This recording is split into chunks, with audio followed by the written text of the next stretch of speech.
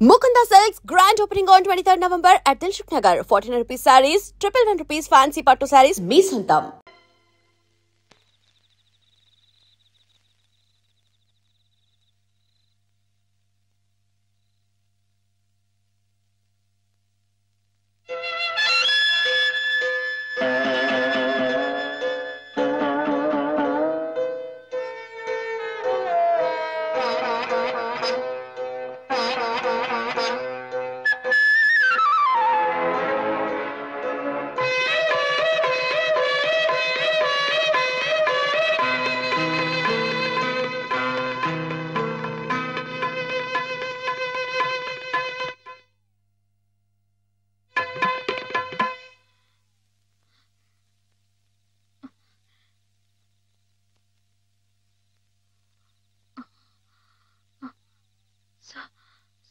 సరస్వతి, హేమా,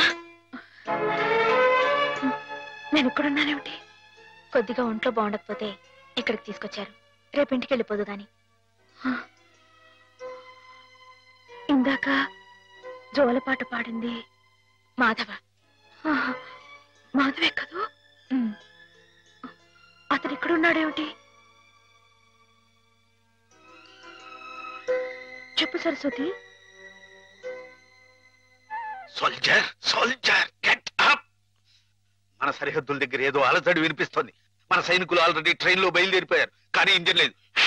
నువ్వే ఇంజన్ ఉన్నారు కదా మేజర్. నేను నేల మీద హెలికాప్టర్ లో ఎగురుతూ పైన పెడుతున్న ట్రైన్ లోకి శత్రువులు దూకుండా చూడాలి. That's my duty. ఏమిటి మేజర్, కింద నేల మీద హెలికాప్టర్ ఎగురుతూ ఉంటే పైనుంచి ట్రైన్ వెళ్తుందా? ఎస్, ప్రపంచ యుద్ధాలు అలాగే జరుగుతాయి. మనం ఏం చేయలేదు. కమాన్.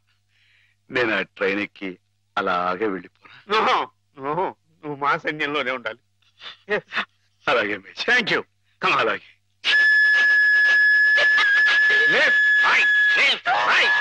నీకోసం ప్రాణాలకు తెగించి అంత కష్టపడ్డాడమ్మా మాధవ.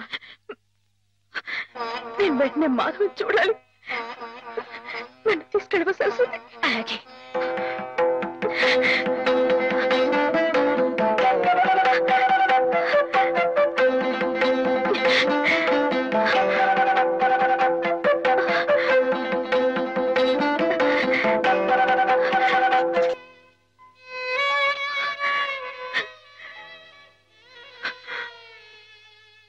రైలు ఆగిపోతే వెనక నుండి విమానాలు గుద్దుకుంటాయి. చట్టం. గార్డు జెండా ఊపాడు, అందుకే ఆగిపోయింది. అయితే వీడు పిచ్చి గార్డు. మంచి గార్డు కావాలి. పాపా, నువ్వే మంచి గార్డు. దా దా, భయపడకే. దా దా.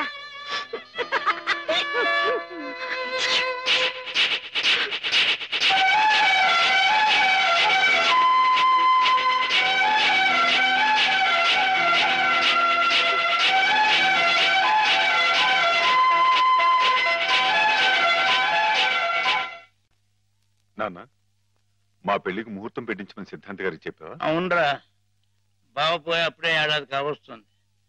సంవత్సరం తిరగకుండా అమ్మాయికి పెళ్లి చేస్తే ఆయనకి కన్యాదాన ఫలం కలుగుతుందట. మరి పక్షం రోజుల్లో సంవత్సరం రాబోతుంది.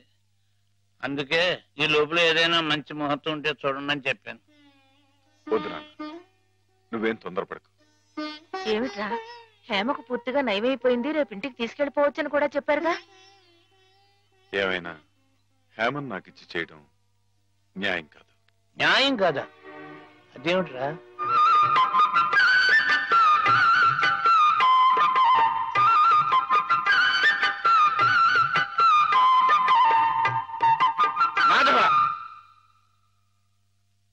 రండి అయ్యారు, రండి కూర్చోండి. చాలారా నీ మర్యాదలు. చండాలుడా, కడుపులో ఇంత కుట్ర రాసుకుని మొహానికి ఇంత నవ్వు పూసుకుని ఎంత వినయం నటించేవరా మా ముందు. అయ్యారు మీరేమన్నారు అయ్యా అర్థం? నిన్ను మా ఇంట్లో ఒక కుర్రాడుగా చూసుకున్నాను రా. అందుకే హేమ నువ్వు కలిసి తిరిగిన, హేమ నీ ఇంటికి వచ్చిన నీ మీద నాకు వేసమెత్త అనుమానం కూడా కలగలేదురా. ఒరేయ్, హేమ చిన్నప్పటి నుంచి నా ఇంటి కోడలు అవ్వాలని అవుతుందని ఎంత మర్చిపోయాను రా. అలాంటి పిల్లని ఎగటన్నుకు పోయి నువ్వు పెళ్లి చేసుకోవాలనే దుర్బుద్ధి ఎలా కలిగిద్దా నీకు? బావగారు ఎంత అభిమానించేవారు. ఆయన రాసిన కావ్యాలన్నీ అంకితం కూడా ఇచ్చారే నీకు. అటువంటి మహానుభావులకి ఇంత స్వామిద్రోహం ఎలా తలపెట్టావురా అప్రోచురా? ఒరే, ఆయన బ్రతుకుంటే ఇప్పుడురా నీ దురాలోచన తెలిసి గుండె పగిలి సచ్చుండేవాడురా. ఇంకా ఎందుకురా వెధవ బ్రతుకు?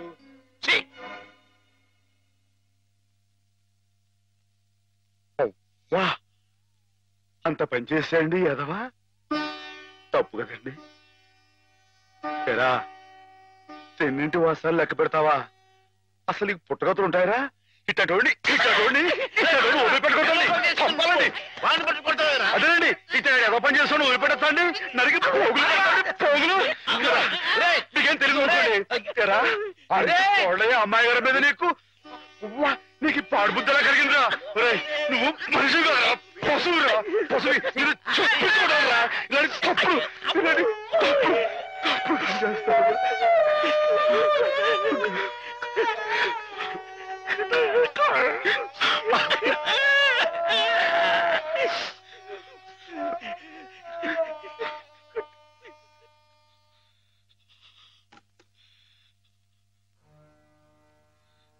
ఏం బతుకురా నీది, ఏ ముహూర్తంలో పుట్టావురా? ఇంకా ఎందుకురా కావాలని బురద పులుముకుంటావు? నేను నానా మాటలు అంటుంటే నేను అట్లాంటి వాడు కాదు బాబు అని చెప్పాడు, ఇంకా ఎందుకురా పిచ్చోళ్ళ నటిస్తావు? ఏం బాగుంకుందామని నిన్ను చేరదీసి ఎంత అన్నం పెట్టిన వాళ్ళకి అన్యాయం చేసే మనసు మనసు చెప్పుకోరా. నీ బతుకు గురించి ఆలోచించుకుంటా వాళ్ళ రుణం తీర్చుకోవడానికి ఉన్న హస్తం తమ్మేసి వాళ్ళకి సాయం చేసేది అది నువ్వు చేసిన తప్పు. నువ్వేమిటో నీ భవిష్యత్తు ఏమిటో చూసుకోకుండా వాళ్ళు బాగుండాలి వాళ్ళోళ్ళు బాగుండాలని 24 గంటలు ఏడ్చేవి. ఇక్కడ ఇలా ఇలా నానా మాటలు అనిపించుకోవడానిక? అమ్మాయి గారు అని ఒక దేవతలా చూసుకున్నావే, తడి దేవత సొంత చేసుకునేటోడ్లోరా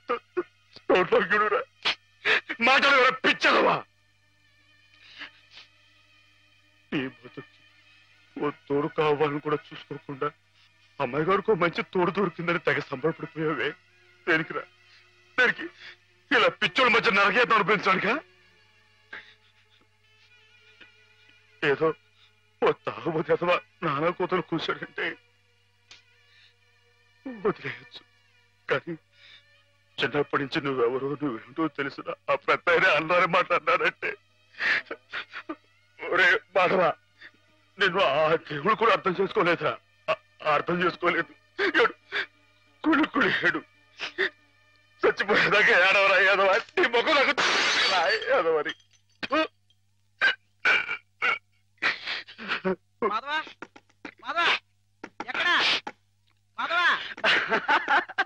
బయటికి రా. వస్తున్నా. లోపల ఏం చేస్తున్నావు? చెప్పకూడదు. మరి అంతసేపు ఇలాంటి పిచ్చి పిచ్చి జోక్ వేసావంటే ముఖం పెరగైపోతుంది. మరి కొట్టండి. పిచ్చి నీకా నాకా? పిచ్చి నీకే. మాధవ చచ్చికి పోదా. చాలా బాగుంది.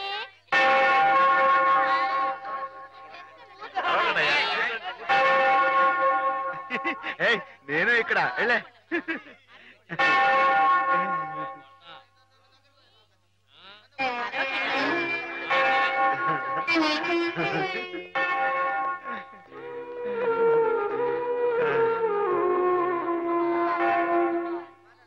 ప్రభులు వచ్చారా? ప్రభులు ఏమిటమ్మా?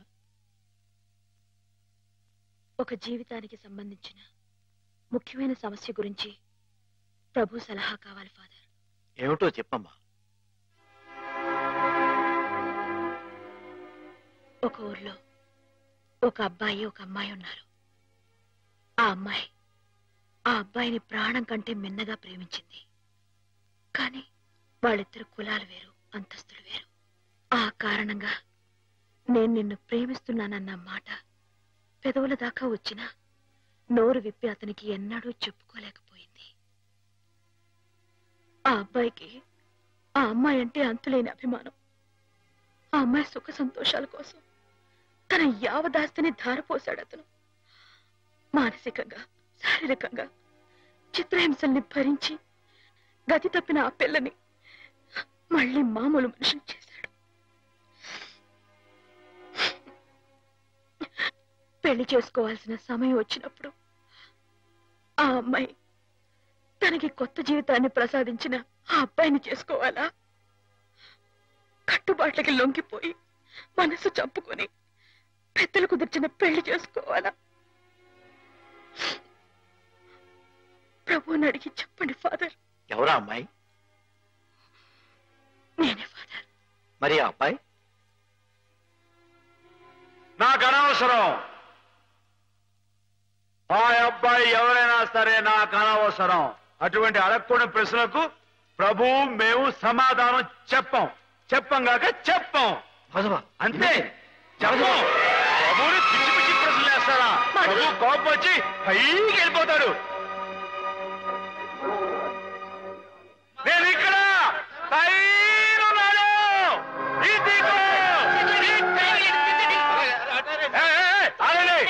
ఎవరైనా పైకి వచ్చారంటే తూకేస్తా. పోండి, దూరంగా పోండి. Helicopter helicopter. ఊరుకోవయ్యా.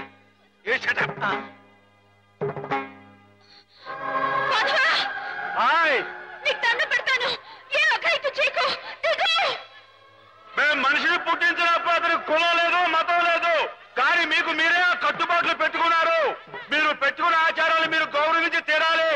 కాదంటే నేను నా ప్రభు ఇక్కడి నుంచి దూకేస్తాం. అప్పుడు మీకు దేవుడు ఉండడుగా. ప్రవర్తిస్తున్నావు. ఆ మాటలకు అర్థం ఏమిటో నాకు తెలుసు. నా మాట విని దిగురా. మాధవా, గౌరవించి తీరాలి. మన ఇష్టానికి మనం ప్రవర్తించే వాళ్ళ మనసు నొప్పించకూడదు. ఇక్కడున్న వాళ్ళందరూ ఈ మాట ఒప్పుకుంటేనే నేను కింద దిగొస్తా, లేకపోతే ఇక్కడిని దూకేస్తా. మాధవ దూకొద్దు, దిగు. దూకేస్తా దూకేస్తా.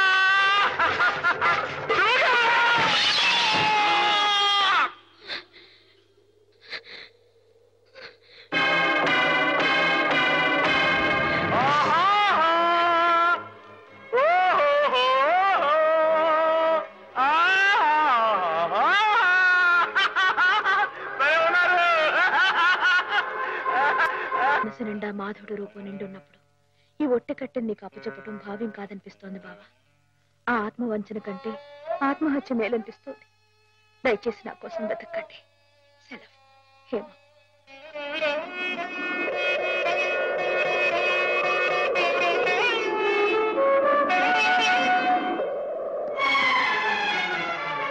మాధవ మాధవ రానుంది.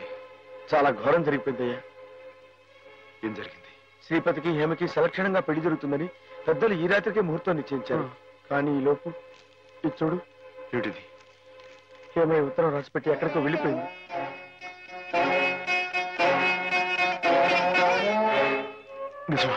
నిజమే మాధవ. ఆవిడ తను చేసుకుని అనటంతో శ్రీపతి గారు ఎదురు తిరిగారు. హేమకి నేను అక్కర్లేకపోతే నాకు హేమ అక్కర్లేదంటూ వాళ్ళ కాలేజీలో పనిచేసే ఓ టీచర్మని అదే ముహూర్తాన్ని పెళ్లి చేసుకుంటారంటూ పట్టుబట్టు. లేదండి, అలా జరగడానికి వీలేదు. శ్రీపతి బాబు తప్పు కూడా అమ్మాయిగానే పెళ్లి చేసుకోవాలి. అది ఎలా కుదురుతుంది మాధవ? హేమ ఈ పాటికి ఏ గోదాట్లను దూకి ఆత్మహత్య. అమ్మాయి గారికి అన్యాయం చేయడానికి ఆ దేవుడికి మనసు ఎలా వస్తున్నారా? ఆవిడకి ఏం అపాయం జరగదు. నువ్వు వెళ్ళి అమ్మాయి గారు ఎక్కడున్నారో అని చోట వెతుకు. నేను ఇక్కడి నుంచి ఎలవలా వచ్చి శ్రీపతి బాబు కాళవేళ పడి ఆ అమ్మాయి గారిని పెళ్లి చేసుడు చూస్తాను. నువ్వు వెళ్ళు.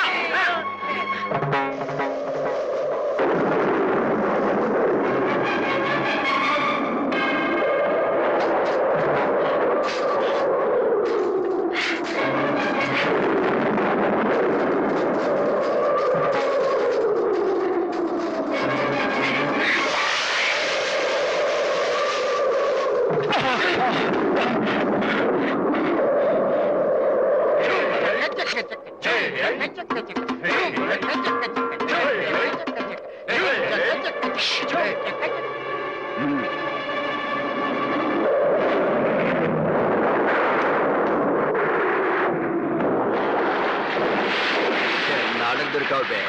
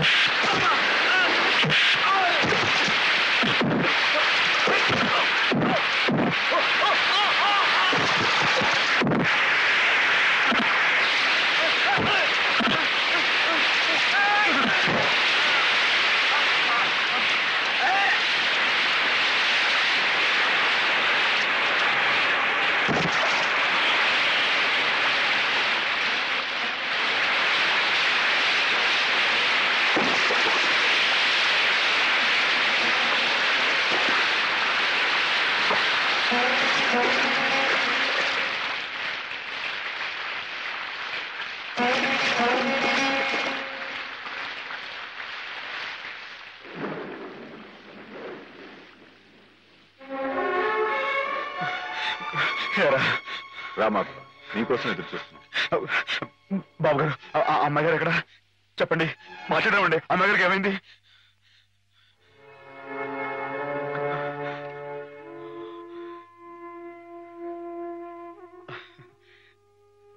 బాబు, నేను విన్నది నిజమేనా? మీరు అమ్మాయి గారిని కాదని ఇంకెవరినో పెళ్లి చేసుకోవటం, ఏదేమైనా సరే ఆ అమ్మాయి గారి పెళ్లి విషయంలో మాత్రం అన్యాయం జరగకూడదు బాబు. నిజమే మాధవ, హేమ పెళ్లి విషయంలో అన్యాయం జరగకూడదు. అందుకే నన్ను చేసుకోవడం ఇష్టం లేక గోదావరిలో దూకిన హేమను ఒడ్డుకు చేర్చాను. నాకు ఇంకో అమ్మాయితో పెళ్లి జరగబోతోందన్న అబద్ధంతో నిన్ను ముహూర్త సమయానికి ఇక్కడికి రప్పించాను. హేమకు అన్యాయం జరగకూడదని నీ మనసులో గట్టి కోరికే కనుకుంటే నేను చెప్పినట్టు చెయ్యి. ఆ గోదావరి తల్లి నీకు హేమకు కూడా మంగళ స్నానం చేయించింది. సుముహూర్తం ఇంకో 15 నిమిషాల్లో ఉంది. అక్కడ కళ్యాణం వెతుకుంది, ఇక్కడ హేమ సిద్ధంగా ఉంది. ఇవిగో పట్టుబట్లు, ఇవి కట్టుకుని హేమ మెళ్ళలో మాంగళ్యం కట్టు మాధవ.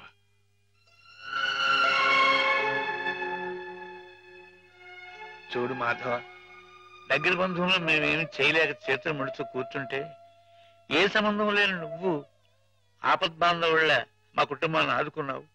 హేమకి అండగా నిలిచావు. హేమకు నీ మీద, నీకు హేమ మీద ఉన్న ప్రేమ ఎంత పవిత్రమైందో ఇప్పుడు తెలుసుకోగలిగాను. తొందరపడి నీ ముందు నోరు జారినందుకు పెద్ద మనసుతో నన్ను క్షమించి హేమ చెయ్యేందుకు బాబు. అవును మాధవ, అన్నయ్య తన కావ్యాల్ని నీకు అంకితం చేసి ఆ రోజే నిన్ను తన అల్లుని చేసుకున్నారు. హేమ మెళ్ళో నువ్వు 3 ముళ్ళు వేస్తే ఆ లోకాను ఉన్న మా అన్నయ్య ఆత్మ శాంతిస్తుంది మాధవ. లేదండి, ఇది జరగని పని. జరగని పని అంటే కులం గురించా నీ సమస్య మాధవ? నీలా యాదవుడైన కృష్ణుడు ఎవరిని చేసుకున్నాడు? క్షత్రియకన్య సత్యభామని చేసుకోలేదా? రాచకన్య రుక్మిణి చేసుకోలేదా? హేమ కూడా క్షత్రియకన్య మాధవ. మీరెవరు ఎంతగా చెప్పినా సరే ఎందుకో నా మనసు ఒప్పుకోవడం లేదు. ఆ అమ్మాయి గారు మీ సొంత మనిషి, ఆవిడ మీరే పెళ్లి చేసుకోవాలి. సరే అయితే, ఇందరింతగా చెప్తున్నా హేమ మనసారా నిన్నే కోరుకుంటుందని తెలిసినా కూడా నేనే హేమం చేసుకు తీరాలి అని నువ్వు పట్టుబడితే అలాగే చేసుకుంటాను మాధవ. కానీ పెళ్లి చేసుకున్న మర్నాడే హేమ నీకు ఇలా కనిపిస్తుంది.